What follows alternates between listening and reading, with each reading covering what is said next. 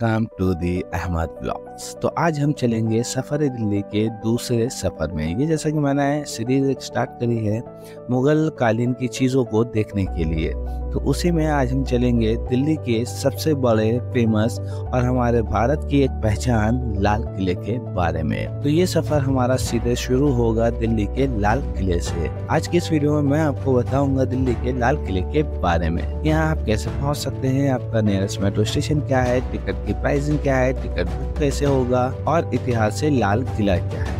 तो सबसे पहले हम बात करते हैं मेट्रो स्टेशन की। तो यहाँ का सबसे जो नियरेस्ट मेट्रो स्टेशन है उसका नाम ही है लाल किला मेट्रो स्टेशन। इस मेट्रो स्टेशन से बाहर निकलते ही लगभग आपको 500 मीटर चलने के बाद यहाँ पर लाल किले की एंट्री होना शुरू हो जाती है, जिसके बाद कोई भी व्हीकल की भी एंट्री नहीं है। यहाँ पे सारे बैरिकेड्स लगा के सारी गाड़ियों को रोक दिया जाता है। इसके साथ ही साथ मैं बता दूं आपको टिकट प्राइसिंग क्या है। तो हम सीधे चलते हैं टिकट स्टेशन पर।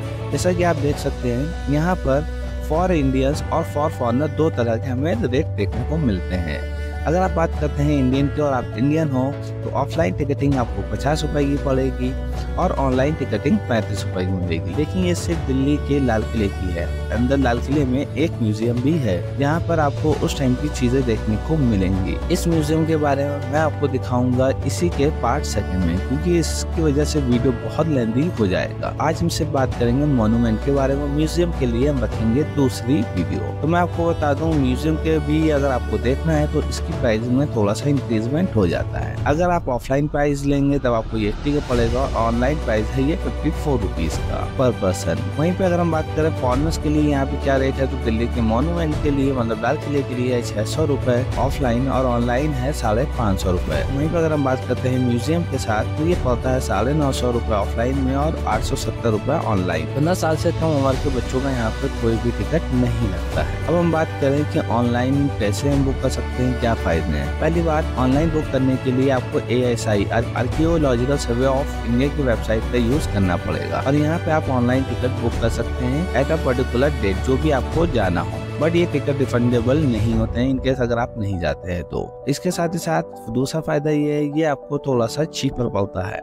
अब हम बात करते हैं कि आगे किले में हम कैसे एंट्री करेंगे। तो टिकट लेने के बाद, क्योंकि हमने टिकट ऑनलाइन बुक कर रखा था, तो हम सीधे बढ़ते हैं आगे की तरफ। और टिकट के लेने के बाद आपको यहाँ मिलेगा एक ई-रिक्शा काउंटर, क्योंकि इसका जो मेन गेट है अप्रोक्सीमेटली 1 किलोमीटर से कुछ ज्यादा दूर है। तो यहाँ पे जाने के लिए आप पैदल भी जा सकते हैं, कोई मैंडेटरी नहीं है कि आपको ई रिक्शा लेना है। अगर आप ई रिक्शा लेते हैं तो उसका आपको एक टोकन लेना पड़ेगा जो यहाँ लेफ्ट हैंड साइड के बूथ पर आपको देखने को मिलेगा। वन साइडेड के लिए 20 रुपए है और बोथ साइडेड के लिए 35 रुपीज है। नहीं तो आप पैदल भी यहाँ पर जा सकते हैं। अब हम बात करते हैं इतिहास से लाल किला, हिस्ट्री ऑफ लाल किला के बारे में। इसका असल नाम किला मुबारक है और इसे मुगल बादशाह शाहजहां के द्वारा सन 1639 में बनवाना शुरू किया गया था, जब उन्होंने आगरा से अपनी राजधानी को दिल्ली में शिफ्ट किया था। क्योंकि मुगल बादशाह के टाइम पे जो राजधानी थी दिल्ली की वो आगरा थी, जिसकी वजह से आप देख सकते हैं आगरा में भी मुगल कालीन स्ट्रक्चर बहुत है। तो हम आते हैं सीधे वापस अपनी दिल्ली की तरफ और इस पूरे लाल किले को लाल पत्थरों से ही बनवाया गया था, जिसकी वजह से आज इसका रंग लाल है और नाम भी इसका लाल किला रखा गया है। हालांकि इसका असल नाम किला मुबारक ही है। लाल किला हमारा बनकर तैयार हुआ था सन 1648 में,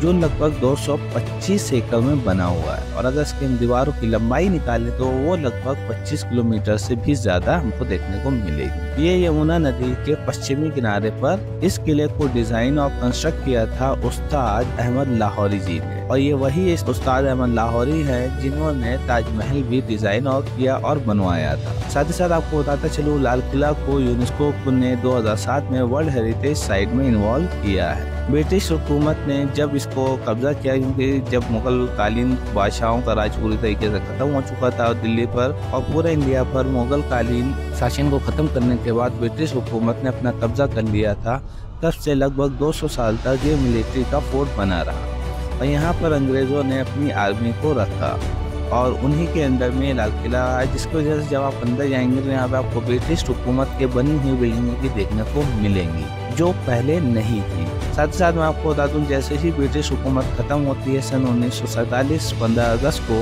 भारत के पहले प्रधानमंत्री पंडित जवाहरलाल नेहरू ने यहाँ पर तिरंगा फहराया और तब से आज तक यहाँ पर आपको तिरंगा लहरता हुआ दिखाई दे सकता है। अब हम सीधे चलते हैं इसके प्रवेश द्वार की तरफ। प्रवेश द्वार पे आने से पहले आपको यहाँ पे एक सिक्योरिटी चेक देना पड़ेगा, जिसमें आपको मेटल डिटेक्टर से पास होते हुए जाना पड़ेगा, और एक्स्ट्रा कोई भी लगेज अगर आपके पास होता है तो आपको बाहर ही जमा करना पड़ेगा। आप खाली हैंडबैग अंदर ले जा सकते। अब ये लाल किले के प्राचीर है जहाँ पर सन 1947 से भारत का तिरंगा लहर रहा है, और हर 15 अगस्त और 26 जनवरी को भारत के प्रधानमंत्री आकर लोगों से मुखातिब होते हैं और अपना भाषण देते हैं। अब हम चलते हैं सीधे गेट की तरफ। ये है हमारा एंट्रेंस पॉइंट जो लाल किले के अंदर हमें लेके जाता है। इसके मेन गेट पर आपको 2 कैनन दिखाई देंगी। ये कैनन मुगल टाइम की ही चलती चली आ रही हैं, और इसके बाद हमारा शुरू होता है लाहौरी गेट। ये लाहौरी गेट ऐसा मार्केट है जो इस समय एक मार्केट बना हुआ है, हालांकि पहले ये एक गेट था। यहाँ पर आपको सभी तरह के आर्टिकल्स देखने को मिल सकते हैं।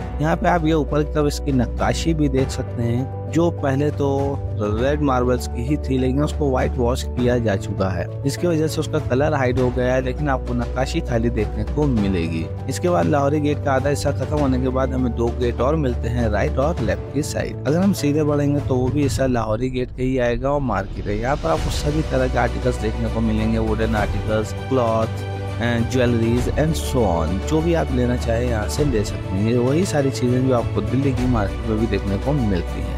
जैसे ही हम लाहौरी गेट से बाहर निकलेंगे तो हमारा मेन लाल किले का कंटेंट स्टार्ट हो जाता है। यहाँ पे लेफ्ट साइड पर आप देख सकते हैं छत्ता चौक। ये वही चौक है जहाँ पर मुगल टाइम पे मार्केट लगाई जाती थी। जो बाहर का व्यापारी आता था वो यहीं पर आके अपने आर्टिकल्स को सेल करता था।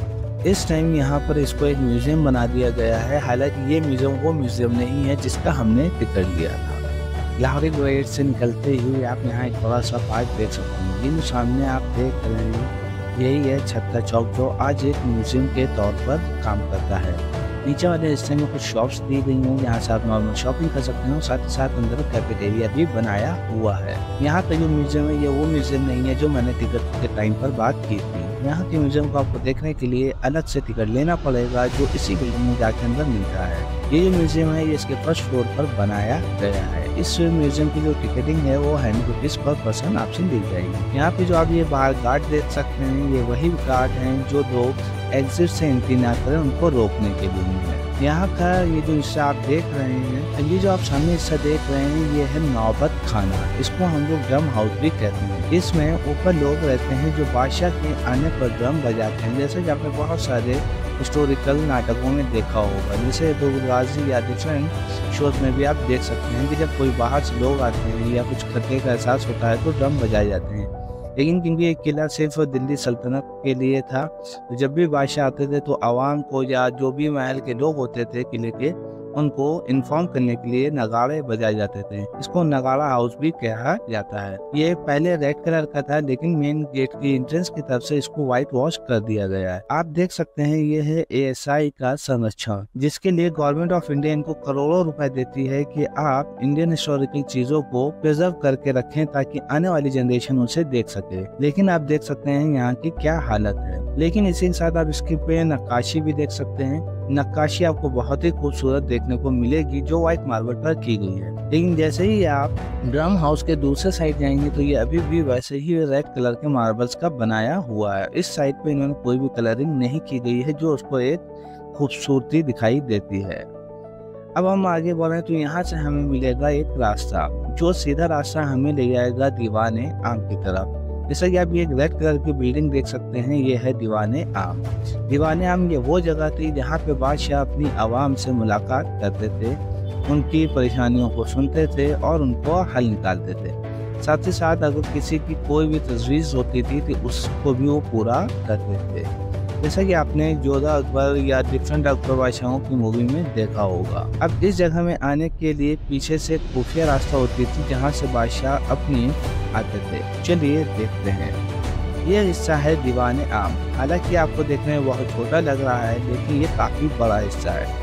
यहाँ पर आके दिल्ली की आवाम, पूरे भारत की मैं बात नहीं कर रहा हूँ, दिल्ली के आवाम या जिनके किस्से होते थे, केसेस होते थे, उनको एंट्री मिलती थी। यहाँ पे आप देख सकते हैं ये जो स्पीकर्स लगे हुए हैं और साथ में लाइट्स लगी हुई हैं, जिसकी वजह से यहाँ पर नाइट शो भी आपको देखने को मिलता है। साथ ही साथ बगल वाले पार्क में यहाँ पर अक्सर फंक्शंस भी होते रहते हैं। जब तक ये डालमिया के हाथ में था 5 सालों तक, जब मोदी की पहली गवर्नमेंट बनेगी तब तक ये उन्हीं के हैंड में था और इसका संरक्षण भी उन्हीं के हैंड में। अब ये कंफर्म नहीं है ये व्हाइट वॉश ASI ने करवाया है कि डालमिया वालों ने करवाया। अभी मैं आपको इसकी और भी खूबसूरती दिखाऊंगा जिसको बर्बाद किया गया है व्हाइट वॉश करके, मतलब व्हाइट मार्बल को क्योर ना करके उन्होंने उसके ऊपर व्हाइट वॉश करके पूरे लाल किले की ऐसी तैसी कर दी है। और अगर आपको ये बात अच्छी ना लगे तो इसको आप ASI को टैग करके जवाब भी मांग सकते हैं। तो दीवाने आम की बात अगर हम करें तो यहाँ पे आप देख सकते हैं ये है बादशाह का तख्त। यहाँ पर बादशाह आकर बैठते थे और आवाम की बात सुनते थे। यहाँ पर लाइट शो भी रात में होता है जिसे आप देख सकते हैं। और यहाँ पर इसको प्रिजर्व किया गया है गिलास के अंदर, क्योंकि आपको पता है इंडियन आशिक जितने भी हैं अपनी आशिकी की निशानी हर जगह हर मोनूमेंट पे छोड़ देते हैं। क्योंकि जो तख्त इनका बना है पूरा वाइट मार्बल का है, इसके ऊपर बहुत ही खूबसूरत नक्काशी की गई है डिफरेंट मार्बल्स को लगा के। और आपको पता है कि इसके ऊपर आशिक किस तरीके की निशानी छोड़ेंगे, तो इसलिए इसको पूरी तरीके से प्रिजर्व किया गया है। यहाँ पे आप जाके इसके पास से फोटो क्लिक कर सकते हैं, बट इसको आप छू नहीं सकते हैं। तो यहाँ पे आप पहली बात तो इसको देखिए कि हर एक इसकी जो मेहराब है ये एक सिंगल स्टोन की बनी हुई है जिसके ऊपर नक्काशी की गई है। इसके ऊपर जो आर्क्स बनी हुई है ये सब सिंगल मार्बल्स की हैं। तो सोचिए किस तरह की नक्काशी का काम उस समय होता था। और आपको जैसा कि मैंने बताया ही है कि किसने इसको करवाया था, जिन्होंने इसको ताजमहल बनवाया है। अब अगर हम बात करें यहाँ से हम थोड़ा आगे बढ़ेंगे, मतलब दीवाने खास आम के पीछे अगर हम चलते हैं तो यहाँ पर हमें मिलेगा दीवाने खास का हिस्सा, जहाँ वो एक रास्ता सीधे ले जाता है जहाँ पे दीवाने खास है। दीवाने खास वो जगह थी जहाँ पे बादशाह अपने सिर्फ सलारों से मिलते थे, वजीरों से मिलते थे, या जो उनके खास लोग होते थे सिर्फ उनसे मुलाकात और मीटिंग्स होती थी। ये भी सिर्फ आपका व्हाइट मार्बल का बना हुआ है। यहीं से अगर हम लेफ्ट साइड की तरफ आगे बढ़ेंगे तो हमें मिलेगा हयात बख्श गार्डन। ये गार्डन लाल किले का सबसे बड़ा गार्डन है जिसे शाहजहां ने ही बनवाया था। यहाँ पर आपको मिलेंगे फाउंटेन्स, कैनाल्स और ह्यूज कैनाल सिस्टम। ये फाउंटेन वो फाउंटेन नहीं है जो आजकल मशीनों से चलते हैं। ये जैसा कि ताजमहल में आपको पता है कि बिना किसी सिस्टम के, मतलब कोई मोटर लगाए, वहाँ पर एक प्रेशर जनरेट होता है जिससे फाउंटेन चलते थे, वही सिस्टम यहाँ भी लगाया गया है। यहीं अगर आगे हम बढ़ते हैं तो हमें मिलेगा दीवाने खास के पास ही मौजूद है रंग महल। यहाँ बादशाह अपना मनोरंजन करते थे, क्योंकि उस टाइम पे हम लोगों की तरह मोबाइल, टेलीविज़न वगैरह नहीं थे। जैसा कि आप देख सकते हैं SI ने किस तरीके से इसका संरक्षण किया हुआ है, जहाँ पर करोड़ों रुपए खर्चा करने के बाद इसकी खूबसूरती में सफ़ेद दाग लगा दिए हैं। जैसे कि आप देख सकते हो ये मस्जिद दिख रही है आपको लेफ्ट साइड पे, ये हम्माम है जिसे पूरी तरीके से वाइट वॉश करके बर्बाद कर दिया। ये वाइट मार्बल्स नहीं है, ये रेड मार्बल्स पर, रेड स्टोन पर वाइट कलर किया गया है। ये सामने आप देख सकते दीवाने खास और बादशाह के रहने वाला हिस्सा। जैसा कि आप देख सकते हैं यह खास महल इसे 3 पार्ट्स में डिवाइड किया गया है। पहला है तस्बीह खाना, जहाँ पे बादशाह इबादत करते थे। इसके जस्ट पीछे है 3 रूम जिन्हें ख्वाबगाह कहा जाता है। यहाँ पे बादशाह आराम फरमाते थे। इसका जो तीसरा हिस्सा है उसे कहा जाता है तोशा खाना, जिसके मायने होते हैं बैठक। यहाँ पर बादशाह बैठकर मीटिंग वगैरह करते थे या मिलते जुलते थे। इसी के पास में एक खिड़की है जो अभी फिलहाल बंद कर दी गई है। यहाँ से बादशाह पूरी आवाम को देख सकते थे। इसी के साथ जुड़ा हुआ है ये रंग। जैसे कि आप देख सकते हैं ये सीढ़ियाँ हैं जहाँ से हम ऊपर जाएंगे और यहाँ से ही एंट्री होती है। हालांकि एंट्री अभी बंद कर दी गई है और यहाँ पर एक सिक्योरिटी गार्ड ऊपर मौजूद है। और इसी के पीछे साइड है यमुना नदी जो यहाँ से आपको डायरेक्टली दिखाई देगी। इसके दाहिने तरफ रंग महल है। ये शाही हरम जिसे कहा जाता है, जिसमें शाही परिवार की औरतें आराम करती थीं। रंग महल को पैलेस ऑफ कलर्स भी कहा जाता है क्योंकि इसके सबसे बड़े हॉल में मल्टी कलर के स्टोन्स का इस्तेमाल किया गया है और पूरे किले के सब महलों में से ये सबसे बड़ा हिस्सा है। इसका असल नाम इम्तियाज महल है। इसके उत्तर और दक्षिण वाले हिस्से में शीशे लगे हुए हैं, जिसकी वजह से इसको शीश महल भी कहा जाता है, क्योंकि जब इन शीशों के ऊपर लाइट पड़ती है तो ये रिफ्लेक्शन और बहुत ही खूबसूरत एक इमेज क्रिएट करते हैं। इसके नीचे मार्बल का बना एक चैम्बर है जिसका कनेक्शन कैनाल से है और इस कैनाल को नहर विस्त भी कहा जाता है, जिसके मायने होते हैं स्ट्रीम ऑफ पैराडाइज।